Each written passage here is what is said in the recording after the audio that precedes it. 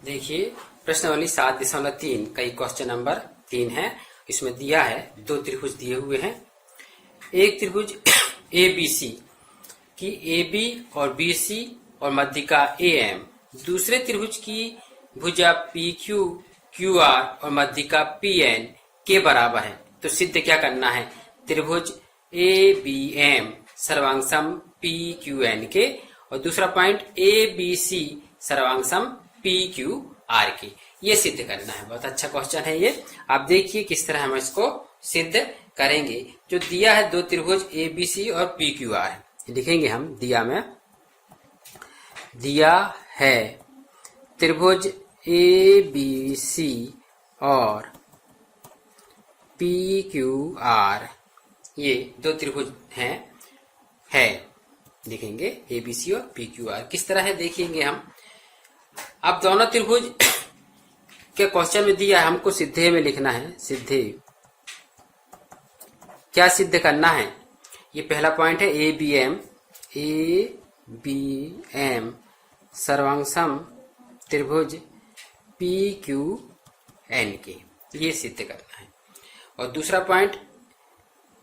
Point हम इसको सिद्ध करेंगे ABC सर्वांगसम त्रिभुज PQR के, बड़ा त्रिभुज इसका, और ये सर्वांगसम आपको सिद्ध करना है। उत्पत्ति तो देखो यहां से करेंगे हम। उत्पत्ति में हम लिखेंगे कि जो त्रिभुज को सर्वांगसम बताना है उसी त्रिभुज में लेंगे हम, या हम यहां से ले सकते हैं क्योंकि ABC में AM क्या है? मध्यिका है। इस पॉइंट को लेते हैं। त्रिभुज ABC में AM मध्यिका है। मध्यिका जो होती है सम्मुख भुजा को दो भागों में बांटती है। तो मध्यिका है, तो हम क्या लिखेंगे? BM बराबर 1/2 BC का आधा। मध्यिका मतलब मध्यिका AM है जो BC भुजा को दो बराबर भागों में बांटती है, इसलिए हम BM बराबर क्या लिख सकते हैं? 1/2, मतलब BC भुजा का आधा कहलाएगा BM बराबर। तो BC भुजा का आधा कहला रहा है BM। ये पॉइंट आपको यहां से लेना है और इसको हम समीकरण 1 मान लेते हैं। दूसरा पॉइंट निकालते हैं यहां से कि PN मध्यिका है ना।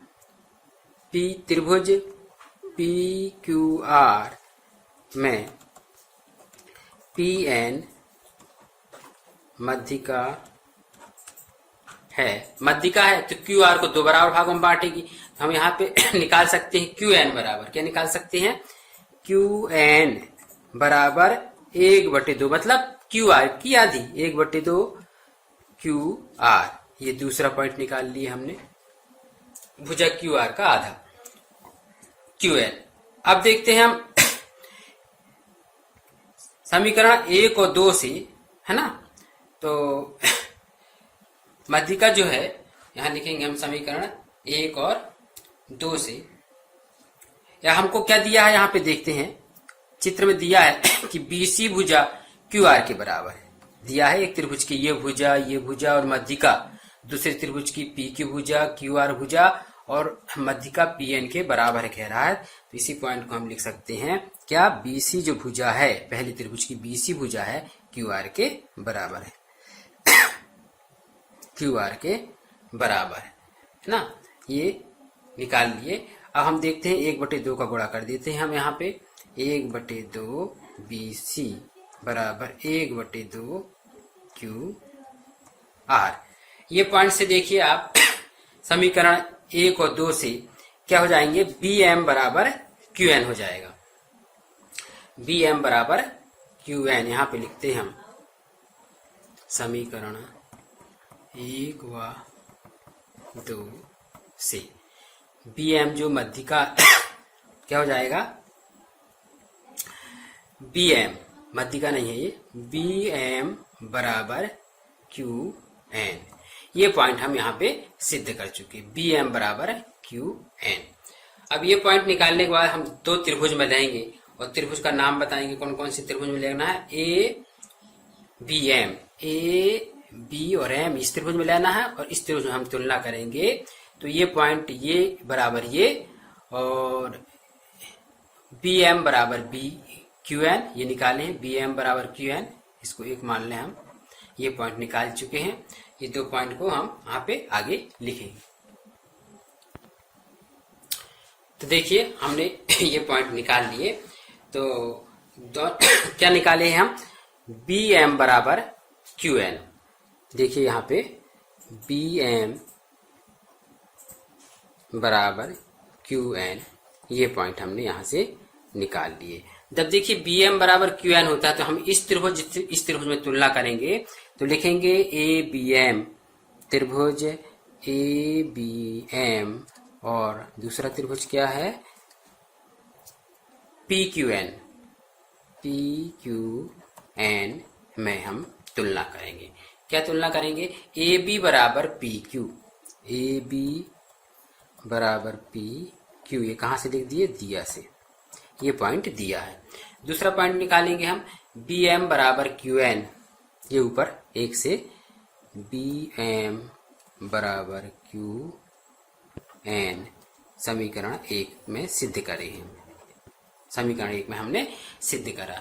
और तीसरा पॉइंट क्या लिखेंगे? ए एम बराबर पी एन, ए एम बराबर पी एन, ये भी दिया से।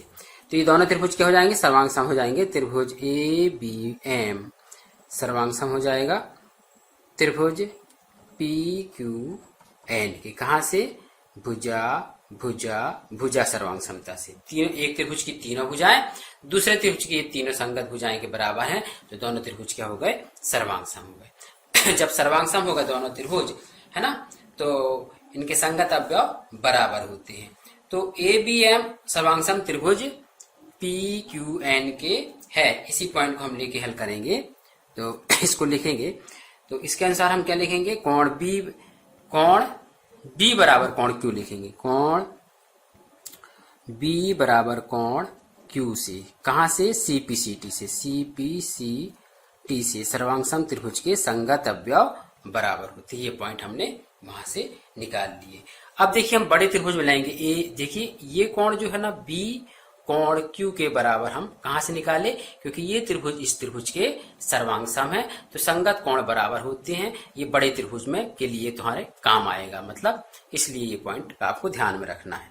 तो देखिए अब बड़े त्रिभुज में लाएंगे हम त्रिभुज ए बी सी, और दूसरा त्रिभुज क्या है? त्रिभुज पी क्यू आर में क्या लिखेंगे? ए बी बराबर पी क्यू, ए बी बराबर पी क्यू। कहाँ से? दिया से। पहला पॉइंट। दूसरा पॉइंट क्या निकालेंगे? बी सी बराबर क्यू आर लिखेंगे। इसको भी लिख लेते हैं, बी सी बराबर क्यू आर, या कोण बी बराबर कोण क्यू लिखते हैं। कोण बी बराबर कोण क्यू। ये हमने इसको 2 मान लें। यदि समीकरण 2 से लिख देते हैं। समीकरण 2 में हम सिद्ध कर चुके हैं कोण बी बराबर कोण क्यू। ये 2 पॉइंट हो गए। अब ए बी बराबर ये पॉइंट हो गए पहला, और ये दूसरा कोण वाला पॉइंट हो गया कोण बी बराबर कोण क्यू बड़े त्रिभुज में। तो तीसरा पॉइंट क्या है? बी सी भुजा है क्यू आर के बराबर, ये दिया से है, निकाल लेंगे हम। तो बी सी बराबर क्यू आर, ये पॉइंट कहाँ से निकल गया? दिया से।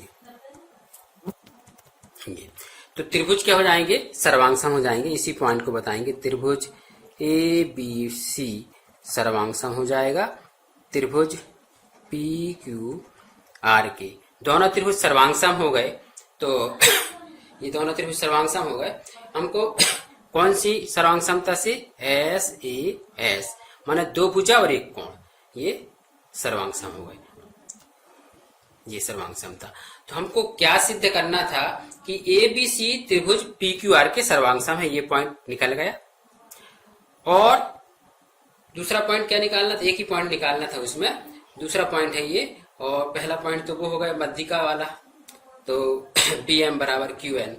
तो इस तरह आपको ये सिद्ध करना है।